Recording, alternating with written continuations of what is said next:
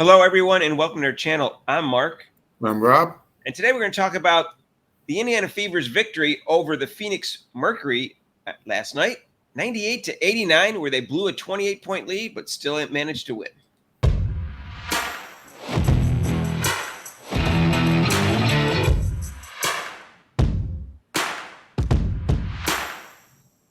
And hey, if you haven't subscribed to our channel yet, please do so and hit that notification bell when you do.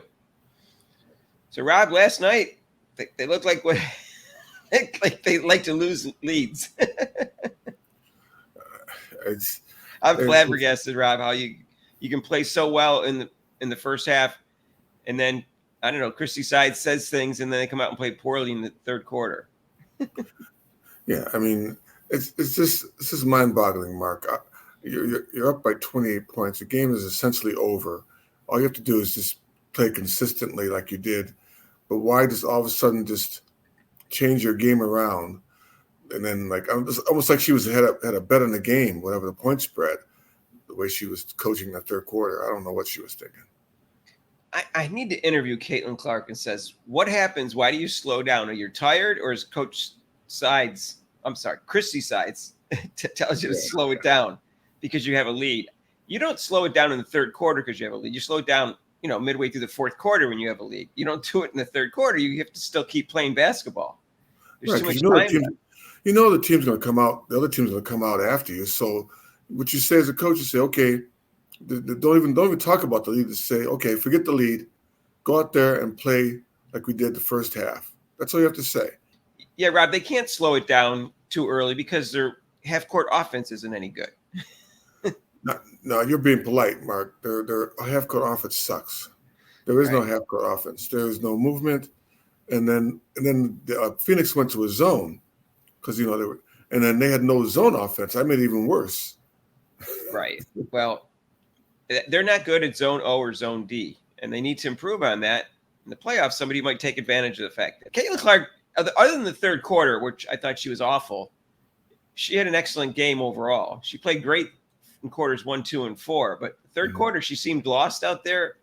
I don't know if it was her fault or Side's fault, but she had turnovers. She slowed it down. She couldn't hit her shot. It wasn't just her, Mark. Boston all of a sudden went to AWOL. She had a good first half, and she went AWOL. It's like what happened to all this? The four starters had double figures in the first half.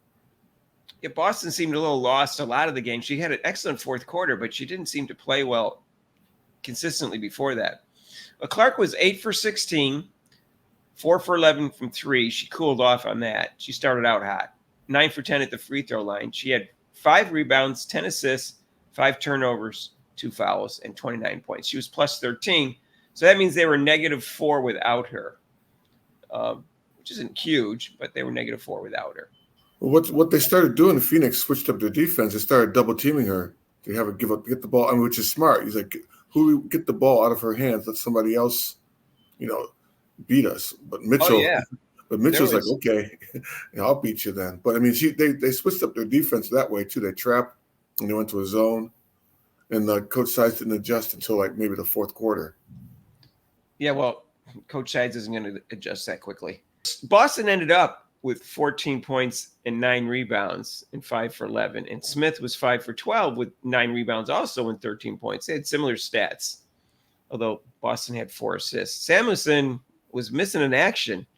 She had 2 assists and a rebound and 2 steals, only 3 points. She was 1 for 3. She took 3 3-point shots and hit 1. It was kind of a big 3-point shot, though, because they were struggling to score at the time. I give it that. Now, Mitchell had a great game. 11 for 22, 6 for 13. She scored 28 points, and she actually had 5 rebounds and 3 assists. Yeah, she had a nice game. And a block. I think she's kind of turnover. Hopefully she'll re-sign because I don't think she'll get that with another team.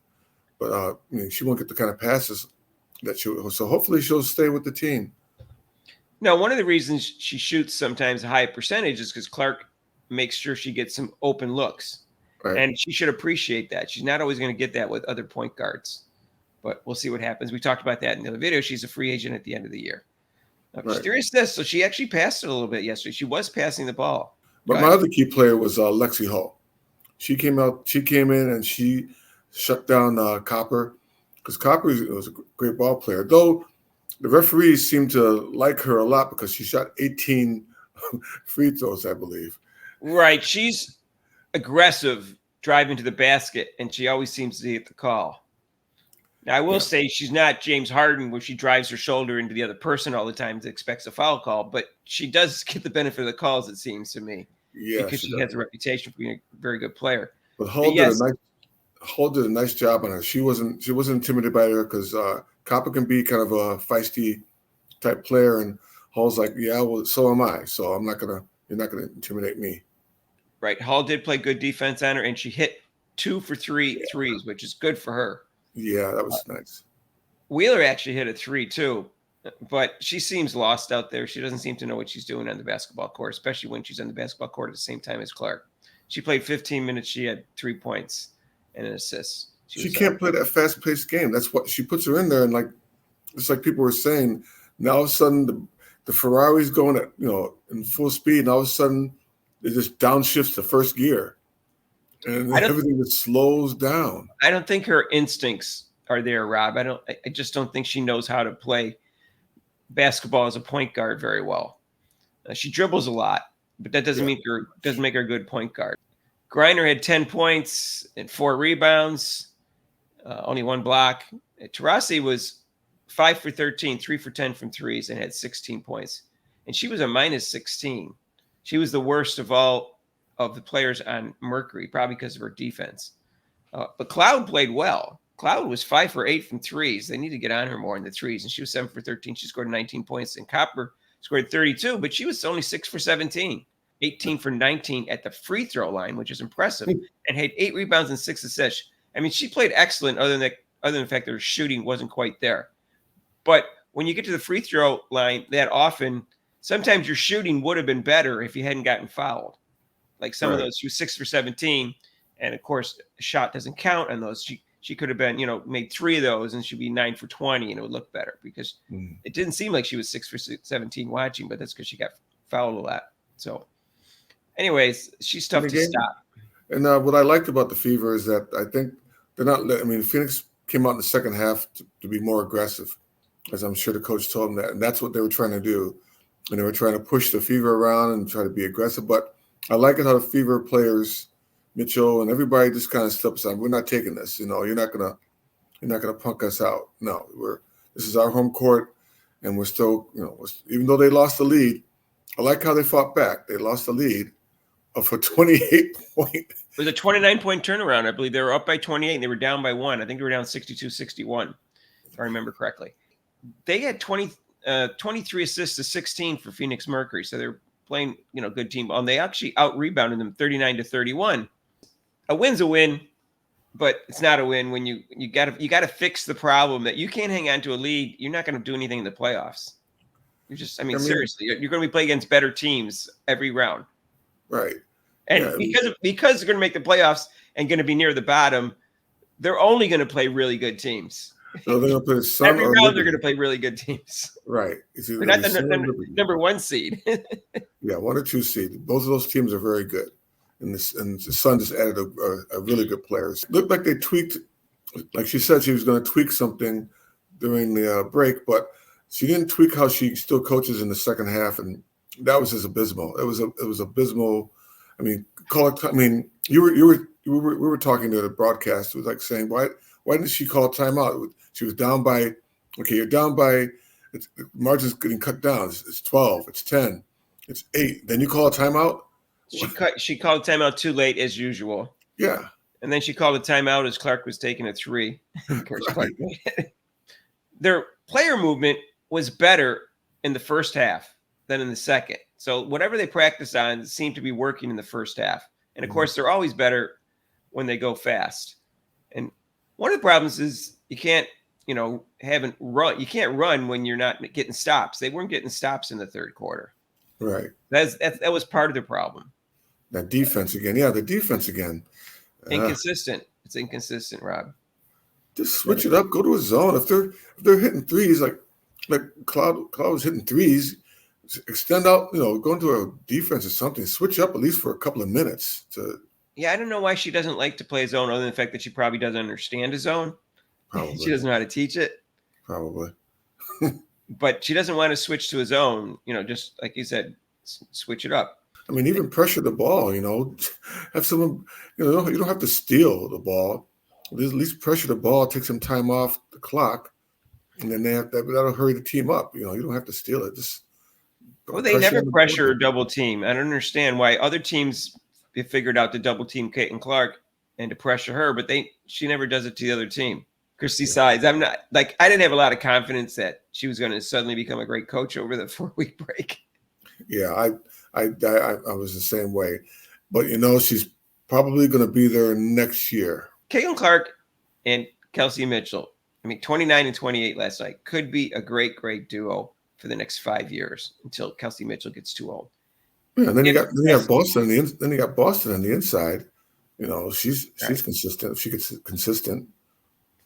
If Kelsey Mitchell dedicates herself to passing the ball and playing as good as defense as she's physically capable of, which is really good defense because she's so quick, right, and athletic. So, but she's not always there. She doesn't always switch properly. She all of a sudden her person is open for a 3-point shot, and so I don't know, Rob. They need some defensive coaching, and maybe get you hired over there. And I'm free. I'm free. Caitlin Clark's defense wasn't bad yesterday. Round ball defense. I think she's shown improvement. Although they had trouble stopping Cloud, and she's a good player. Yeah. And Mercury's a good team. They got 4 good players, and they beat a team with 4 good players. So you got Cloud, Copper, Griner, and Taurasi, who's still a pretty good player. But a shout out to the Fever. They beat 3 Olympians and they swept Phoenix. So a shout out to the Fever. At the beginning of the season, we had that marked in that first game playing against them, and you would think that people were probably saying, "Oh, there's no way they would sweep them," but they did. I think Dan Taurasi didn't play in game 2, but Caitlin Clark also beat Team USA in the All-Star game. So against Diana Taurasi this year, with her playing, she's 3-0, and against her team, she's 4-0.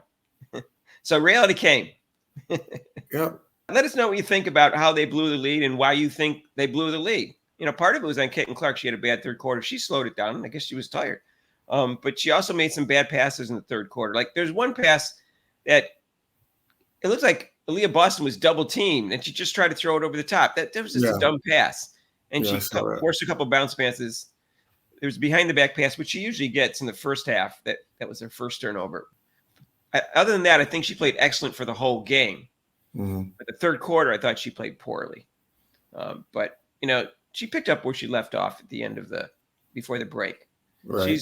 She's going to be an MVP candidate by the end of the year unless something drastically happens. I'm not saying she's going to win. Asia Wilson's going to win. We all know that. She'd have to really go in a cold streak for Asia Wilson not to win the MVP and their team to start losing.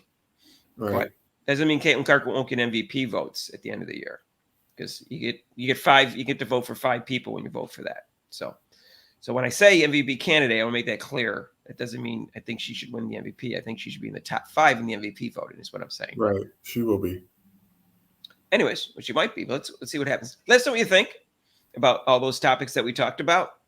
The refs didn't stand out as being as awful as they have in the past, Rob. I will say that. It wasn't as bad as it usually is. No, maybe they had some training too that month for a month.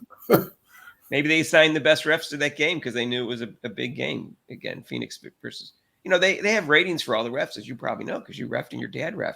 Yeah. So maybe they assigned the best refs to that game, because who knows? But they seemed to be better that game. Yeah. And they didn't screw over Caitlin Clark like they were the first 10 or 12 games this year.